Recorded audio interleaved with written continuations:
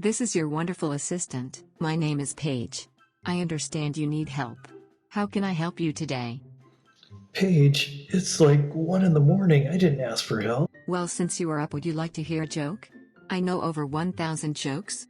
Paige, don't you think it's a little bit late to be telling jokes?